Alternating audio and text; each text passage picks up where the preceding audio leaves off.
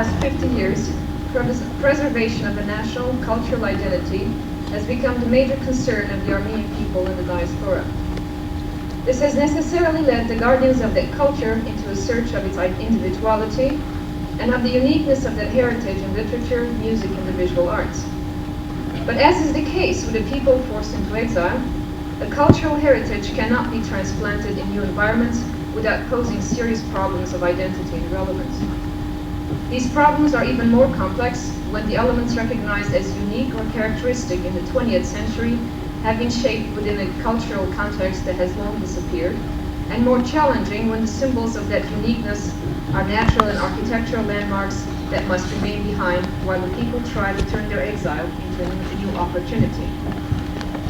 There is a basic question. Is it viable to speak of modern Armenian art and an Armenian artist in the 20th century?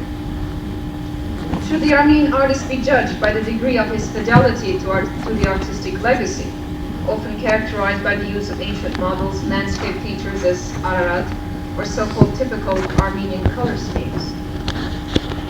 19th and 20th century Armenian artists have reproduced the spectrum of images ranging from medieval manuscripts, khachkars, churches, historical figures, and events. Already by the end of the 19th century and the beginning of the 20th, medieval monasteries, churches, manuscripts, and certain landscape elements were being used in a group of images which circulated as part of postcards and cigarette wrappers. Do I have the first?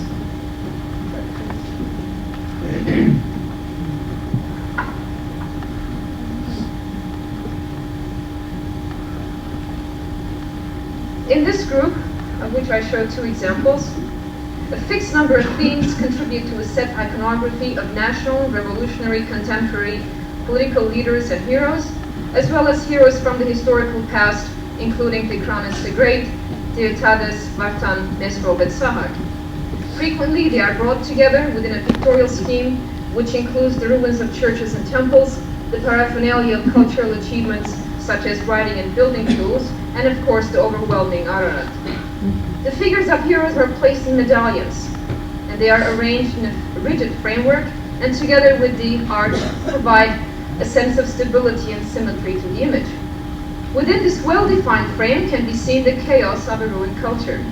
Brought together within a single picture plane and seemingly coherent space, these figures and historical monuments do not only create the illusion of a harmonious whole, but also succeed in minimizing, if not entirely dismissing, disparities between the past and the present and the evolution of a culture over time and space. In this context, the visual elements can no longer be understood through historical or art historical analysis. Heroes have acquired an iconic substance. Physical remains of the culture have been transformed into one great symbol. At this stage, when all historical continuity and context have been minimized for the creation of the iconic image, when time is frozen and space a mere fiction, other images entirely ahistorical can now be added to reinforce the message either of hope or of doom. The personification of Ani, itself a symbol of Armenia in the form of a woman who sits bemoaning a lost glory, can thus reappear over and over again. As long as art has a preservative or propagandistic value, there is no need to internalize it. It is also free of tension and conflict, and many Armenian artists have devoted themselves to the perpetuation of symbols. Even the modernistic styles often adopted do not hide the fact that the artist is concerned with identification of symbols accepted by and recognizable to the collective. But there have been those who, while partaking in the collective experience, have tried to internalize that experience through personal memories, and in so doing, came to face the conflict that arises inevitably within a culture that lives in the 20th century, but is defined primarily by its past. The complexities involved in dealing with the problems posed by an artistic tradition of this sort to the 20th century Armenian artists can be seen in the works of two men. The first is Minas Avedisyan, born in the village of Jajur in the district of Leninakan, Soviet Armenia. Avedisyan spent his entire life in Armenia, was a student of Martyros Saryan. The majority of his works date from the 1960s to 1974. The second artist is Archie Rotri, Born Bostani Gaboyan from Van, Gorky immigrates to the United States in 1920 at the age of 16, works primarily in New York, and dies in 1948. His typical works date from 1940 to 48. Due to the limitations of time and the scope of this preliminary essay, these artists will be considered only from the point of view of their relationship with the so-called Armenian experience, of the way in which they come to terms with an artistic legacy as artists of later generations. In the works of Minas Avedisyan, produced in the 60s, neither nature nor people are represented in a realistic style. There are no clear lines defining forms and spatial relationships. Rather, strong, contrasting, and unnatural colors identify the features of both. The color schemes, often interpreted as typically Armenian or lyrical, do not serve to define natural phenomena nor clearly outline areas, but are entirely expressive. They serve to transform visible phenomena into emotionally charged entities, where neither perspective nor rational color becomes relevant aesthetic categories. Several themes are painted repeatedly: landscape settings as Jajur and Sevan Monastery. These landscape settings often include one or more figures engaged in some type of activity, as in gathering of leaves or milking of sheep, or women churning butter. In the early 60s, many of his compositions are set outdoors, where figures simply pose staring at the viewer, as in a woman on a rug and at the threshold. It is also at the same time that he changes his style from one of localized colors to increasing abstraction, still through colors in economy of form. This is clear in his work called Women Amidst Trees, where the distinction between the tree trunks and the form of women becomes more difficult. But it is in a second version of On the Threshold of 1967, on my right, that we see the increasing abstraction of people, houses, and nature, especially when it is compared to the version of a year earlier. Between 1966 and 1970, there is increased fusion or effacement between landscape and humans through similar shapes and colors to describe both, as can be seen in his work of 1966 called The Road, A Recollection of My Parents, or in his Woman with a Lamp of 1969. The year 1969 seems to have been a turning point in Avedisyan's career, since from then on, he moves his settings away from nature and the outdoors to the interior. His painting of the open window of 1969 may provide an interesting insight into this.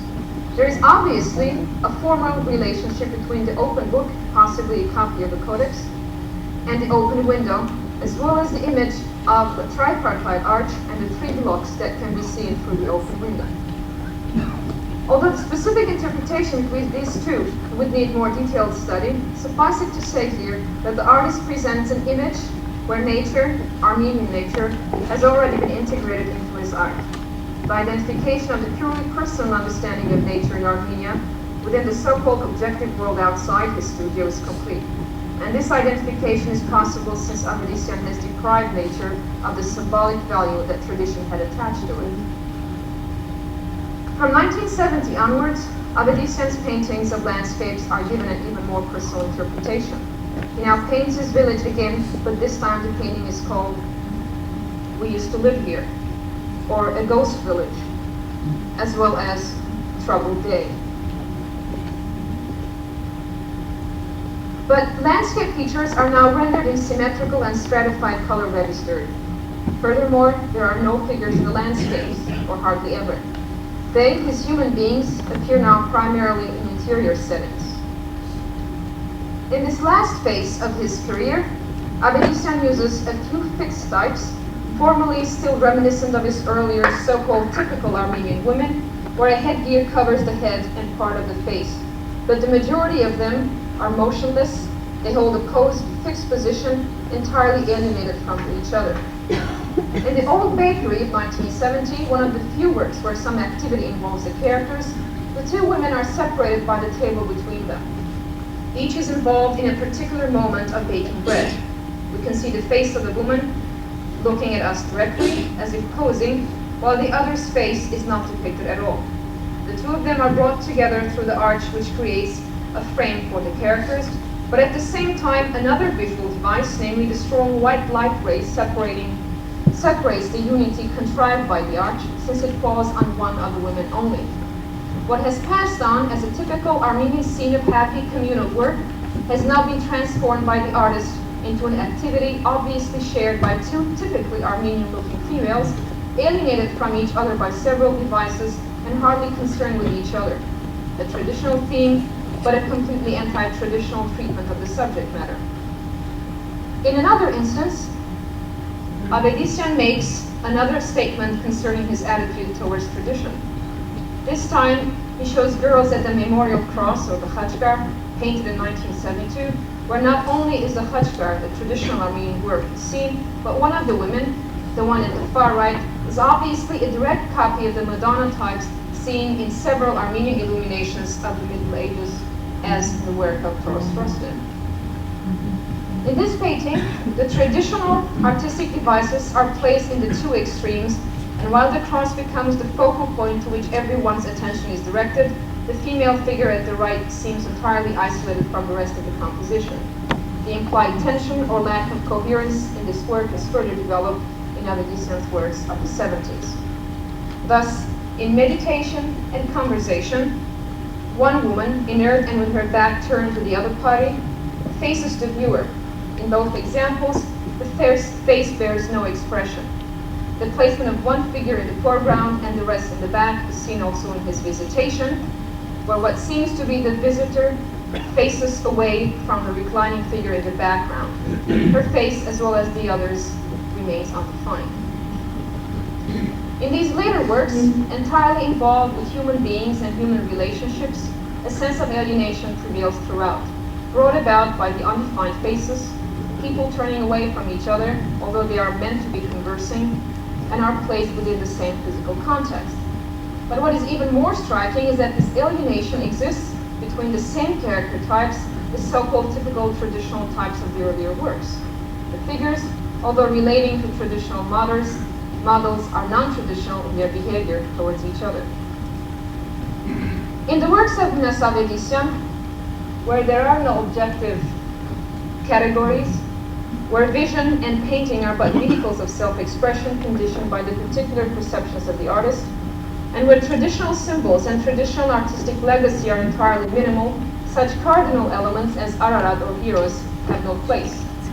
Avedisian could easily have used these, especially since they had become symbols and had been further reinforced by the physical reality.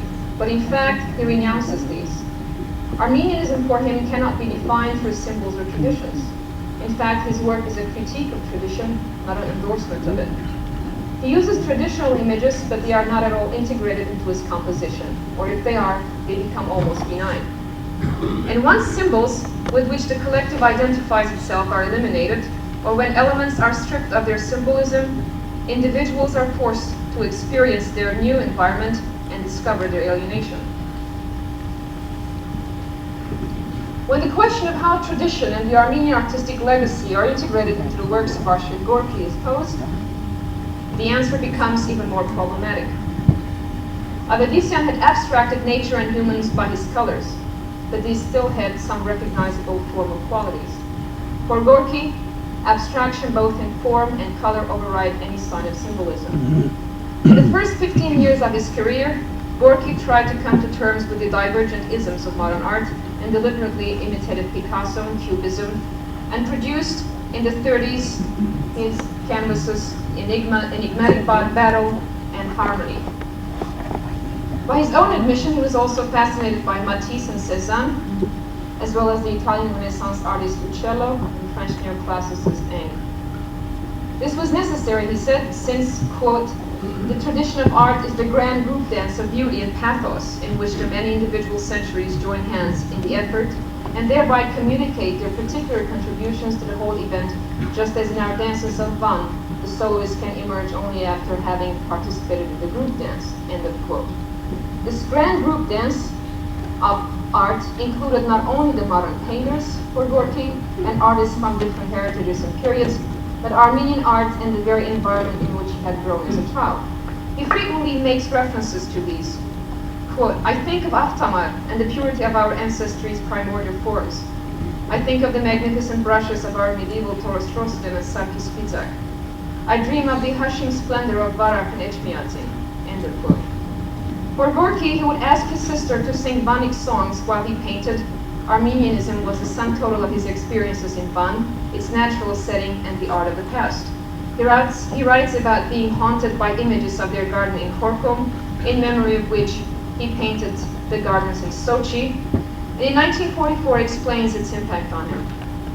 I long for our beloved homeland's environment and am constantly absorbed by the beauty of Kharkov and Van. Our immortal Armenian world, the purple mountains and Lake Van's wild salt shores.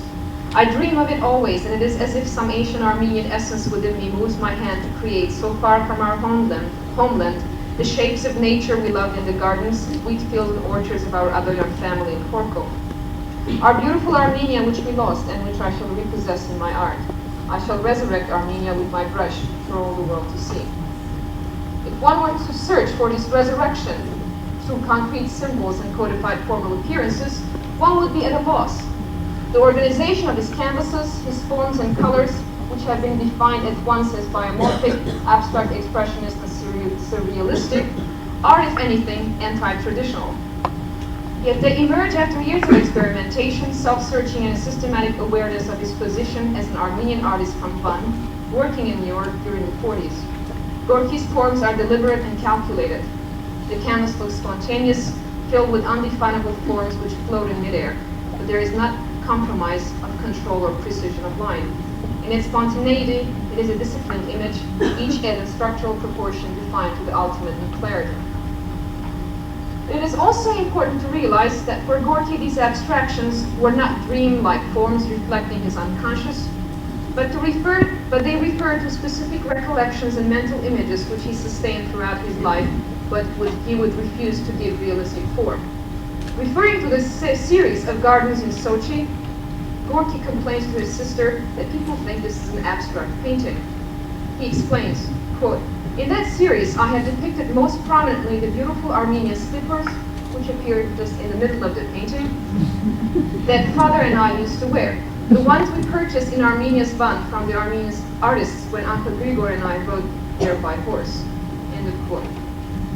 Almost all of Gorky's paintings between the years 1941 and 1947 are based on his recollections of childhood in Armenia. Of the Plow in the Song of 1947, he writes, that is the one on the right, I have been occupied in drawing the Armenian plows which we use in our Adoyan fields near our house. You cannot imagine the fertility of forms that leak from our Armenian plows. The plows our ancestors used for thousands of years in toil and gaiety, in hardship and poetry. Specific recollections of his childhood also include his memories of the Garden of Wish Fulfillment. On a large tree in this garden, the villagers would tie pieces of clothing on the branches in the hope of having their wishes come true. There is no particular or clearly recognizable form in his paintings, but like the garden in Sochi, the forms are thoroughly abstracted, both in terms of color and form. For an artist who considered art to be above nationalism and relevant only when universal, abstraction of forms was but necessary and was deliberately used by Gorky. Specific formal references and symbols would have merely limited him. Thus he can paint the Garden of Wish Fulfillment or his impressions of Hayotzor, or Valley of the Armenians, but never in a figurative style. Organic forms, drawn or painted, and not easily identifiable, fill the canvas. These are not static and localized, but move in various directions. Here too, these seemingly unfinished color areas and forms are deliberate visual devices, which he explains in the following way, referring to the organization of his canvases. It is an organization of agitating points or places or locations. These points can exist in my concept of color, they can consist in taking a form, they can consist in taking a shape. Now try to allow your mind the freedom to think in terms of constant motion or flux instead of paralysis. Replace stillness with movement. That is my goal, that is what I am achieving. I am breaching the static barrier, penetrating rigidity. I am destroying confinement of the inert wall to achieve fluidity, motion, warmth in expressing feeling, pulsation of nature as it throbs. My art is therefore a growth art where forms, planes, shapes, memories of Armenia germinate, breathe, expand, and contract, multiply, and thereby create new paths for exploration. The past, the mind, the present are aesthetically alive and unified, and because they cannot rest, are insoluble and inseparable from the future and exist to infinity. My recollection of Armenia opened new visions for me. I am using the divisions on a two-dimensional surface, my canvas, so as to reflect the life pattern that exists in the universe, its tension, oppositions, actions, and counteractions, and to explore the cosmic pattern by the way I move the planes back and forth in all directions. There are no elements of his memory that stand out and should be represented as isolated phenomena. Gorky has internalized various artistic traditions, bypassing time and space, and thus comes to an aesthetics or a conception of art which can only be expressed through abstraction. In Memory of 1947 and Aesthetics of 1946 on the right, Gorky brings his conceptualizations into their visual fruition. Here there are no absolute boundaries of time and space, but, quote, hosts of ideas and thoughts, end of quote. Matter moves from one state into another, and the absolute and relative are interconnected. Gorky's depiction of memory, or the sum total of his life's aesthetics and experiences, is significant, all the more so because he shows that not even in his memory are events and places so rigidly classifiable in an eternal and static framework, and memory itself is in constant flux. In these paintings, as well as in the act of creation and fruition on the left, Gorky depicts the very process of his art. These paintings show an analytical tendency in him, an analysis which can identify the different factors involved in the creation of his art, but which are unified through his style. Central to Gorky's artistic conceptions is his awareness of complexity, which is the same, according to him, as highest art. He writes in 1940, "Aesthetic or highest art is that which responds sensitively to complexity, and thereby enables man to better understand that complexity. Some view and cannot understand because in never having experienced, they cannot conceptualize complexity. But must aesthetic art be brought down so they can understand? Better that they be elevated to understand great art. Complexity suffocates when reduced to popularization." Gorky's self-analysis and the ability to understand the constituent elements of complexity is a consistent feature of his works. In two of these, the liver is the coxcomb on the right, and on the left, the nude, 1945, he shows the specifics and their reunion on one pictorial plane, at once the breakdown and the reconstruction in a framework of endless flux and motion. The nude is broken down into abstract anatomical fragments, reunited only through lines, while in the liver is the coxcomb, the canvas is filled with the various forms of the cock in a state of becoming. Gorky explains it in this way: "In trying to probe beyond the ordinary and the known, I create an interior infinity. I probe within the finite confines to create an infinity. Liver, bones, living rocks, and living plants and animals, living dreams." It is impossible to understand any one work of Gorky in isolation. His entire production evolves around the conception of art, which maintained that art changes. His Armenianism remained an inspiration for him, as he claimed, but although fully aware of the legacy of Armenian art, he would never transplant any one isolated symbol into his compositions. He knew that, quote, "an Armenian in America is indeed a strange creature," end of quote. Just a few months before his death, Gorky explains his search for new forms and also his aversion to traditional art in a letter to his sister. Quote, "When the meaning of society's life melts, solid forms must somewhere be forged to resurrect it once again," end of quote. Painting, then, for Gorky was not meant to identify, fix, and concretize memory or tradition, but to interpret the new life environment in which he found himself. During the last 50 years, Armenian artistic traditional forms and symbols have become either liabilities or dismissed entirely. Much of what passes for Armenian art today consists of rehashes of formulas of the past. The image or self-image they provide of the Armenian today is enmeshed in the past, where symbols acquire an iconic existence, venerable yet not lived, well-known but ahistorical. The two artists discussed here identified a new reality, derived from real experiences, inspired by the past and one's memories. Avedisian sought to resolve the conflict within the bounds of traditional forms by subverting them. To what extent this must be explained by the fact that he worked in Armenia, by the demands of the market or political considerations, remains to be decided. Yet he subverted tradition in order to create a new one. He changed amorphous, lifeless symbols into forms which could experience familiarity and alienation simultaneously, and the resulting conflict that the Armenian lives in the present. Avedisian was in search of the concept that would embody, through the forms provided by tradition, the undeniable changes Armenian society had undergone, the dynamic aspect of its culture. The image of the Armenian would have to allow for change to accommodate the present and the future. Gorky of the diaspora was condemned to live with memories alone.